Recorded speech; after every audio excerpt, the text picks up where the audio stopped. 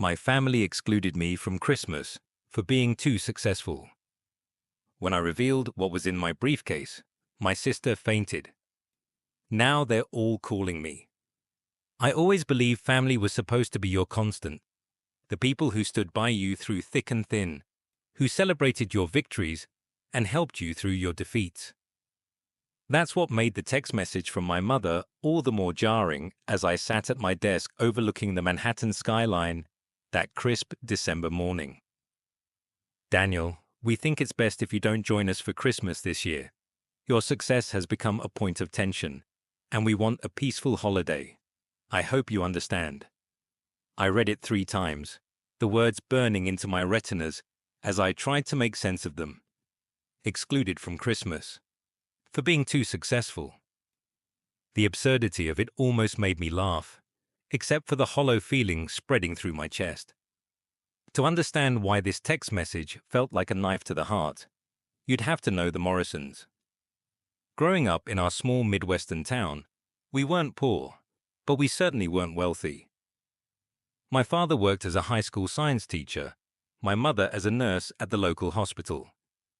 They raised 4 children, my older sister Elaine, me, and the twins, Mark and Caroline, on a modest income, instilling in us the values of hard work, education, and determination.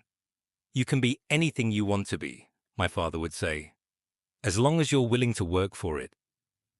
I took those words to heart more than my siblings. While they settled into comfortable, predictable lives within 20 miles of our childhood home, I moved to New York after college with nothing but a business degree, $3,000 in savings, and a dream that seemed impossibly large, even to me. 12 years later, that dream had materialized into Horizon Innovations, a tech company that had revolutionized digital security systems. Last year, after we went public, my net worth had exploded overnight. The small-town boy who once shared a bedroom with his brother now owned 3 homes, had a collection of cars most people only saw in magazines, and was featured on the cover of Forbes. And apparently, that success was now the reason I wasn't welcome at my family's Christmas table. I placed my phone down and turned to the window, watching snow begin to drift past the glass. Far below, the city moved with its usual frenetic energy, unaware of the quiet devastation happening 80 floors up. I thought about all the Christmases I'd missed over the years because of work, because I was building something. I'd always sent lavish gifts to make up for my absence. But this year, I'd cleared my schedule. This year, I was supposed to go home. My executive assistant knocked lightly on my door. "Mr. Morrison, your 10 o'clock is here." "Give me 5 minutes, Sarah," I replied, not turning from the window. When she closed the door, I picked up my phone again and typed out a response to my mother. "I understand. Wishing you all a Merry Christmas." I didn't understand at all, but what else could I say? As I prepared for my meeting, I tried to push the situation from my mind, but my thoughts kept circling back to the last time I'd seen my family, at Thanksgiving the previous year. There had been tension, certainly. Comments about my fancy watch and how I probably didn't remember what it was like to worry about bills. My brother-in-law had made a point of telling everyone he'd never use my company's products because he supported local businesses. My gifts were opened with tight smiles and quick thanks, then set aside. But exclusion? That was a new level of rejection. The days that followed my mother's text were filled with the usual end-of-year business chaos. But beneath my professional facade, I was cycling through grief, anger, and finally, a strange sort of clarity. By the time Christmas Eve arrived, I had made a decision that would either heal my family or fracture it beyond repair. 1. The snow was falling heavily as my driver pulled up to my parents' modest 2-story home. The same house I'd grown up in looked like a postcard beneath its blanket of white, multicolored lights twinkling along the roofline. The same plastic Santa and reindeer set displayed on the lawn that had been there since I was a child. "Are you sure about this, sir?" my driver asked, eyeing the house through the windshield. I can have you back at the airport in 30 minutes if you prefer. I'm sure, Michael. Enjoy your evening with your family. I'll call when I need you tomorrow. He nodded, helping me retrieve my briefcase and overnight bag from the trunk before wishing me good luck. I watched the black SUV pull away, then turned to face the house, the weight of the briefcase in my hand suddenly seeming much heavier than its contents warranted. I hadn't told anyone I was coming. Part of me wondered if they'd even let me in, if I called ahead. But it was Christmas Eve and even the Morrisons couldn't turn away family on the doorstep during a snowstorm. At least, I hope not. The familiar creak of the third porch step brought a rush of memories as I approached the front door. Inside, I could hear laughter and the faint strains of White Christmas, my mother's favorite holiday song. For a moment, I hesitated, doubt creeping in. Then I rang the doorbell. The music inside dipped in volume. Footsteps approached. The door swung open, and there stood my father, his hair grayer than I remembered, his reading glasses perched on the end of his nose. He stared at me as if I were a ghost. "Daniel," he said, his voice a mixture of shock and something else I couldn't quite identify. "What are you doing here?" "Merry Christmas, Dad," I replied, forcing a smile. "I thought family should be together for the holidays." Before he could respond, my mother appeared behind him, her festive sweater dusted with flour, her hands frozen in the act of wiping them on a dish towel. "Daniel," she echoed my father's disbelief. "But I told you that I wasn't welcome," I finished for her. "I got the message, but I'm here anyway because we need to talk." A tense silence followed, broken only by the sound of more footsteps as my siblings emerged from the living room to see what was happening. Elaine's face tightened when she saw me, while the twins exchanged glances that spoke volumes. "Well," my mother finally said, her Midwestern hospitality apparently warring with whatever had prompted her text message, "you can't stand out there in the cold. Come in." The warmth of the house enveloped me as I stepped inside, along with the familiar sense of my mother's cooking and the pine of the Christmas tree. Nothing had changed. The same decorations, the same furniture, the comfortable shabbiness of a home that had raised 4 children and now welcomed grandchildren. Speaking of which, my nieces and nephew peered curiously at me from the living room doorway. They, at least, seemed pleased to see me, though they were quickly shooed back to their movie by Elaine. "We weren't expecting you," my mother said unnecessarily as she led me into the kitchen away from the others. "There's no place set and the guest room is—" "I'm not staying long," I interrupted, setting my briefcase on the counter. "And I didn't come for dinner." She looked at me then, really looked at me, perhaps seeing past the expensive coat and designer shoes to the son who felt like he'd been discarded. "Then why did you come, Daniel?" "To understand," I said simply, "and to show you something." The rest of the family had filtered into the kitchen now, creating a semicircle of wary faces.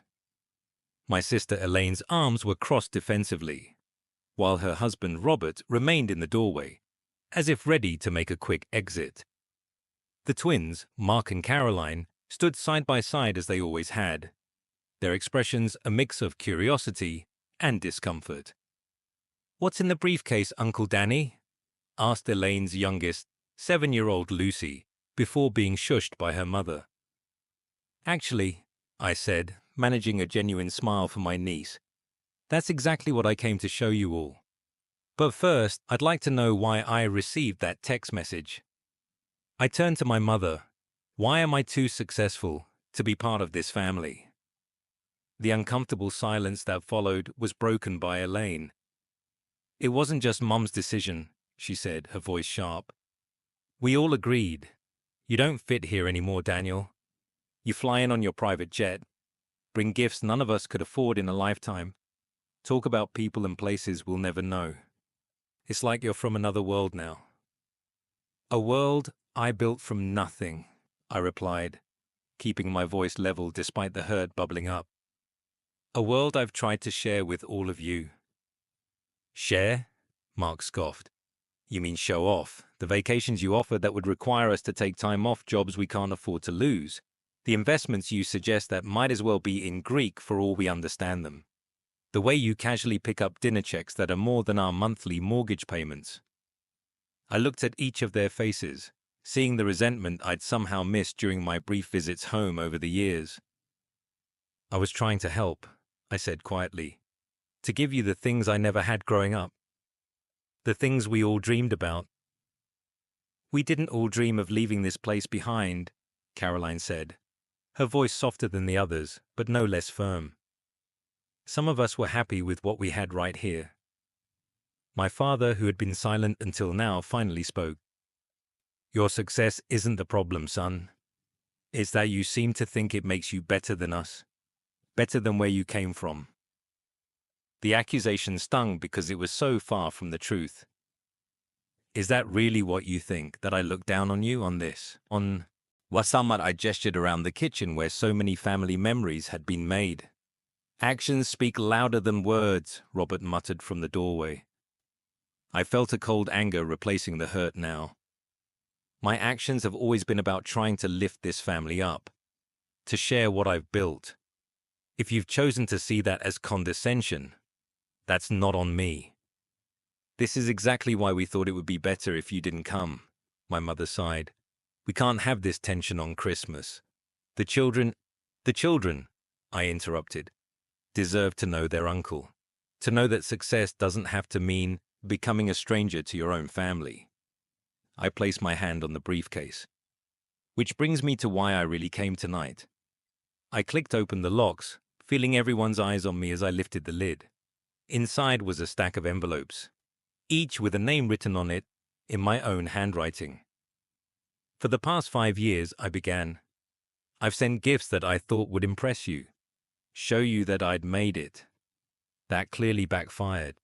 So this year, I decided to give you something different, something that might help bridge the gap that's grown between us. I handed the first envelope to my father. Dad. He took it hesitantly, as if it might bite him. When he didn't immediately open it, I continued distributing the envelopes to my mother, each of my siblings, and even one to Robert. What is this? Elaine asked suspiciously, turning the envelope over in her hands. Open them, I suggested, leaning back against the counter. Together. They exchanged glances, a silent family communication that I recognized from childhood, but was no longer part of. Then, slowly, they began to open the envelopes. Inside each was a letter and a USB drive. As they pulled out the letters, I watched their expressions change from suspicion to confusion to dawning understanding. My father was the first to look up, his eyes shining with unshed tears. Daniel, this is a trust, I finished for him.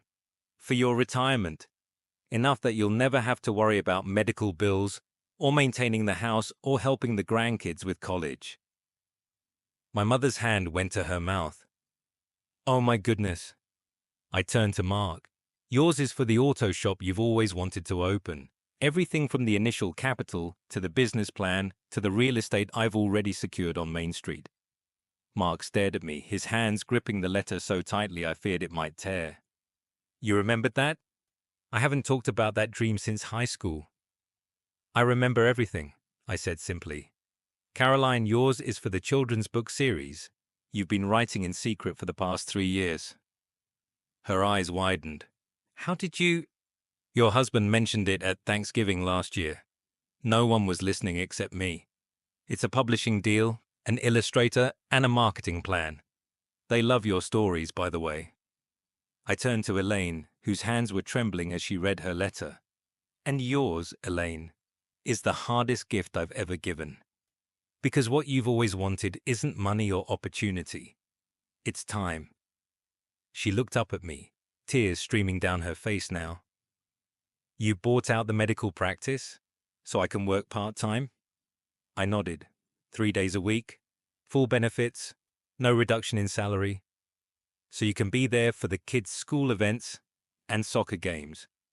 So you can finally take that painting class and grow the garden you've been talking about since college. Robert was staring at his own letter in disbelief. And this is the seed money for the microbrewery you've been experimenting with in your garage. Your beer is good, Robert. Really good. It deserves to be shared. The kitchen had fallen completely silent. Even the Christmas music in the living room seemed to have paused, as if the house itself was holding its breath. The USB drives, I continued, contain all the details, the financials, the contacts, the timelines. Everything is set up. All you have to do is say yes. But this is millions of dollars, my father said, finding his voice. We can't possibly accept. It's not charity, I said firmly. It's not even generosity, really.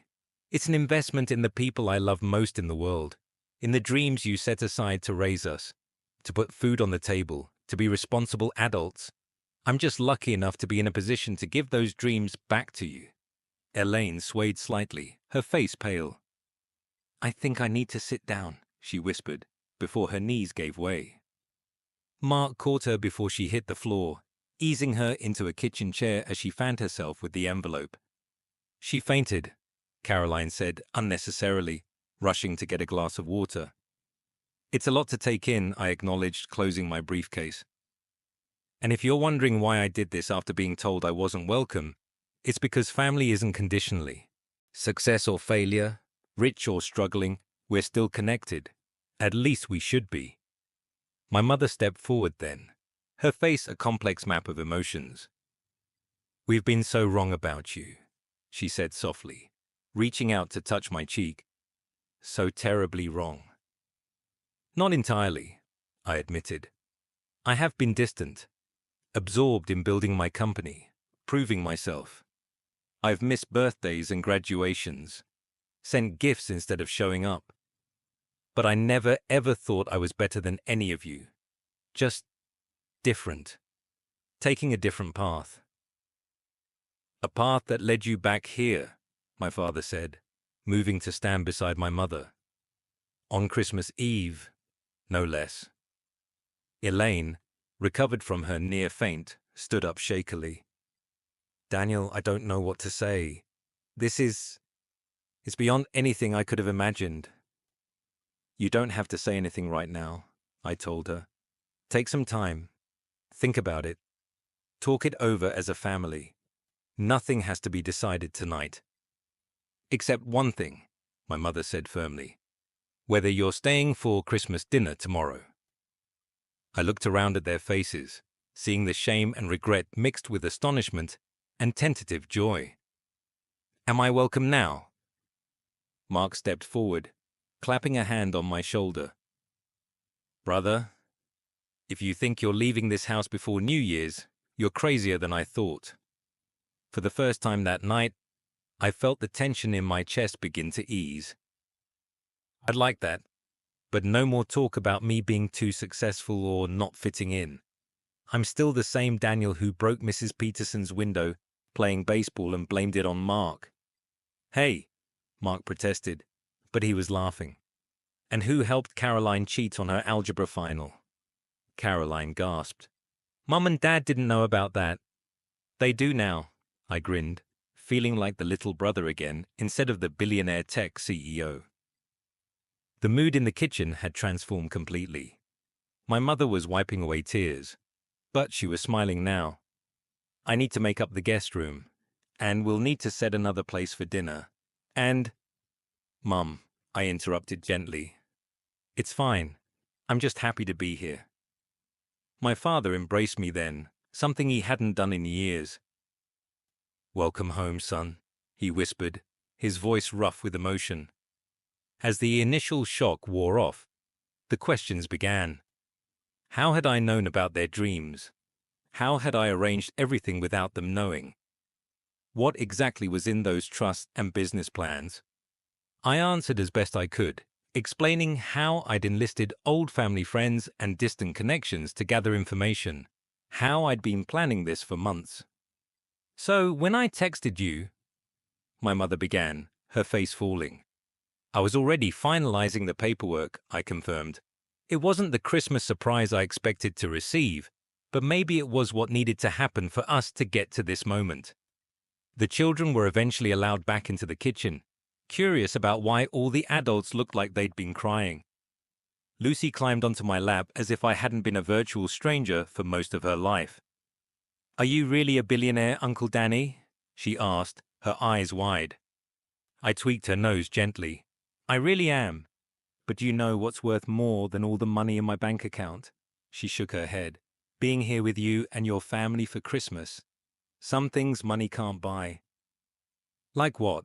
she pressed, with a child's persistence. I looked around the kitchen at my family, the family that had excluded me and then welcomed me back in the span of a single evening. Like belonging, like coming home and knowing you're exactly where you're supposed to be. That night, as snow continued to fall outside, I lay in my childhood bedroom, surrounded by the remnants of my youth. Trophies from science fairs, posters of bands I'd forgotten I'd loved, the small desk where I'd first sketched the idea that would eventually become Horizon Innovations. It felt like a lifetime ago, and yet, lying there in the darkness, I felt more connected to that version of myself than I had in years. My phone had been buzzing non-stop since I'd shown my family what was in my briefcase. Calls and texts from each of them, sometimes individually, sometimes in groups, as they processed what had happened and began to plan for the futures I'd suddenly made possible. "I still can't believe this is real," texted Caroline. "Thank you isn't enough, but it's all I have right now. Thank you, Danny." "The architect sent over preliminary drawings for the brewery," came from Robert, who had apparently wasted no time exploring the contents of his USB drive. "Want to look them over tomorrow? Your business insights would be valuable." I could almost feel the effort it took him to ask for my input, and I appreciated it all the more. From Elaine. "The kids are so excited to have their uncle back. Lucy has already decided she's going to be a computer person. Like you. Heaven help us all." And finally, a joint text from my parents. "We are so proud of the man you've become. Not because of your success, but because of your heart. Sleep well, son. We love you."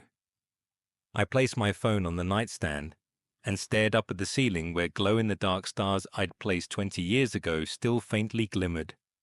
Tomorrow would be Christmas, and for the first time in over a decade, I would wake up in this house, surrounded by the noise and chaos and love of my family. The exclusion that had brought me here, with righteous anger and a briefcase full of life-changing gifts, had transformed into something entirely different. Not just reconciliation, but a new beginning. A chance to rebuild connections that had been strained but never truly broken. As I drifted towards sleep, I realized that in trying to give my family their dreams back, I had inadvertently fulfilled my own longest-held wish. To come home not as a visitor, not as the successful outsider, but simply as Daniel. Son, brother, uncle, family. And that, beyond any measure of success or wealth, was the greatest gift of all.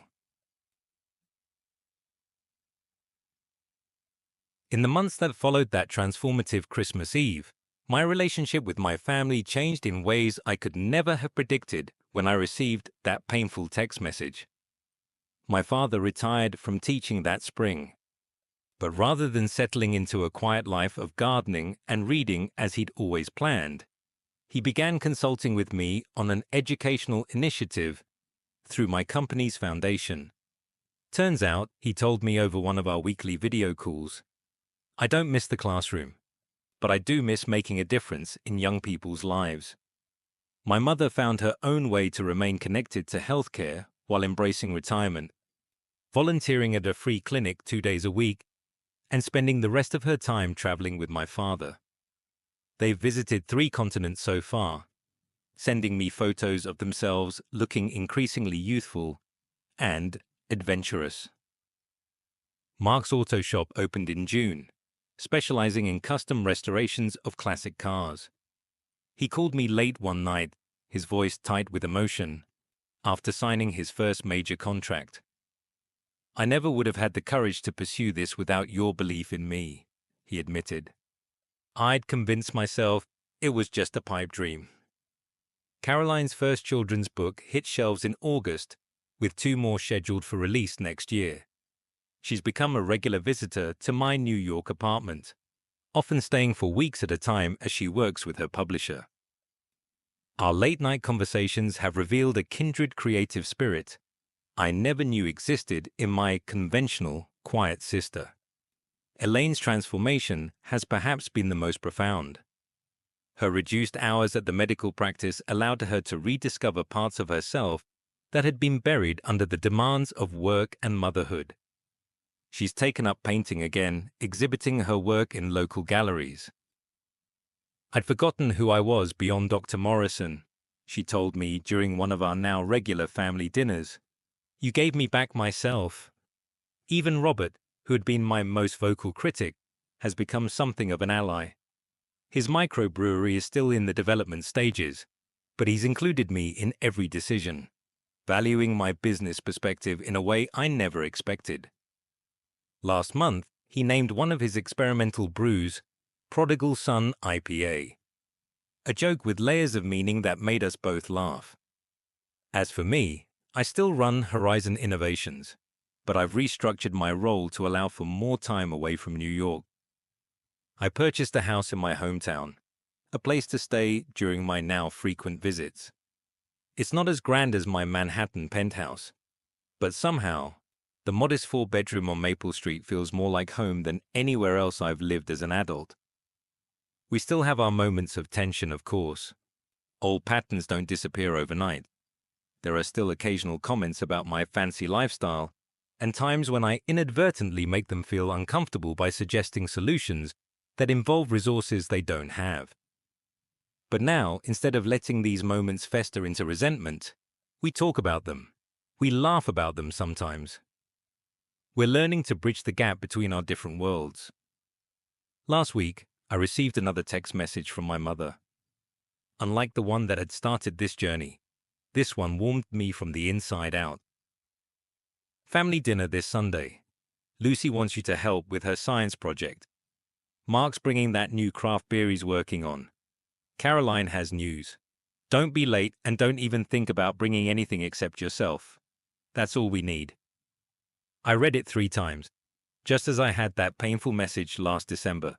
But this time, instead of a hollow feeling in my chest, I felt something expand and brighten. The briefcase that had once contained the means to buy my way back into my family's life now sits unused in my closet. I don't need it anymore. Because now I understand that true success isn't measured in wealth or achievements or power. It's measured in relationships restored, in Sunday dinners, and inside jokes. In being known and loved not for what you've accomplished, but simply for who you are. They're still calling me. But now, it's to come, man.